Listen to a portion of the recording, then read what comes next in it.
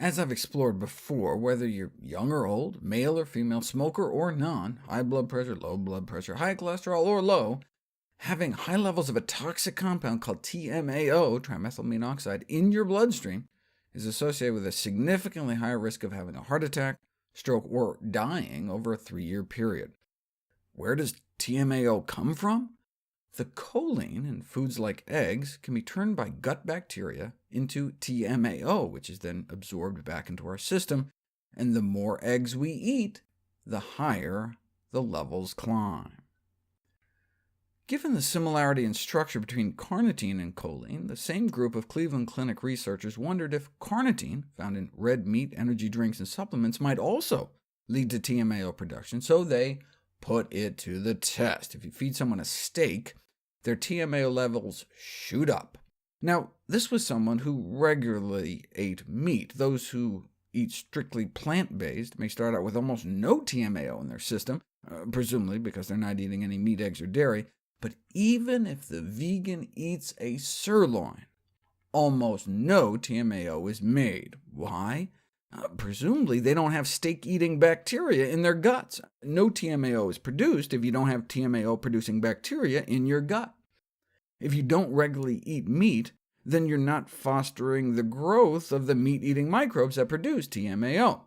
This suggests that once we develop a plant-based gut ecosystem, our bacteria will not produce TMAO, even if we eat meat every once in a while. However, we still don't know how rapidly gut bacteria shifts after a shift in our diet, but it does not appear to be all or nothing. If you take men eating the standard American diet and have them eat 2 sausage, egg, and cheese biscuits before and after just 5 days of eating lots of high-fat meals like that, you can boost TMAO production even higher. So it's not just do you have the bad bugs or not, you can apparently breed more of them the more you feed them. On the other hand, meat-free diets have been demonstrated to have a profound influence on human metabolism. You can analyze a urine sample and tell what kind of diet people eat based on measurements like how low their TMAO levels are in the urine of those eating egg-free vegetarian diets. You can even take the same people and rotate them through 3 different diets, and you can tell who is who's on a high-meat, low-meat, or no-meat diet, in part based on the different compounds churned out by the different gut flora or different flora activity after just about 2 weeks on the different diets. It's possible that some of the beneficial effects of whole plant foods may be mediated by the effects they have on our gut bacteria.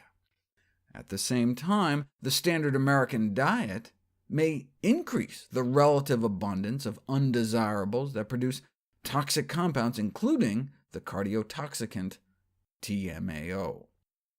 Strictly plant-based diets have gained acceptance as a dietary strategy for preventing and managing disease, perhaps in part because of their rather unique gut flora, less of the disease-causing bacteria and more of the protective species.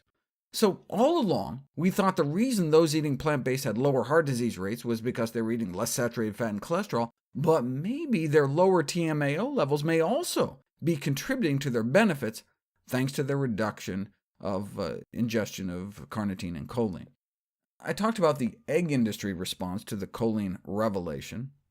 How has the carnitine supplement industry reacted? Well, the former VP of Advocare, a multi-level marketing company that sells carnitine supplements like Slam, while getting slammed with lawsuits, finding them, for example, guilty of false, misleading, or deceptive practices, forced to pay over $1 million, in response to the research implicating carnitine and TMAO production, he questioned whether there was a secret vegan conspiracy at the Cleveland Clinic, restricting our intake of meat or carnitine supplements to prevent our gut bacteria from making TMAO, he argues, is like trying to prevent car accidents by restricting the sale of fuel. Okay, but there are benefits to transportation. We're talking about TMAO, which may be fueling our epidemic of heart disease, the #1 killer of men and women in this country. As far as I'm concerned, the more we can cut the fuel for that, the better.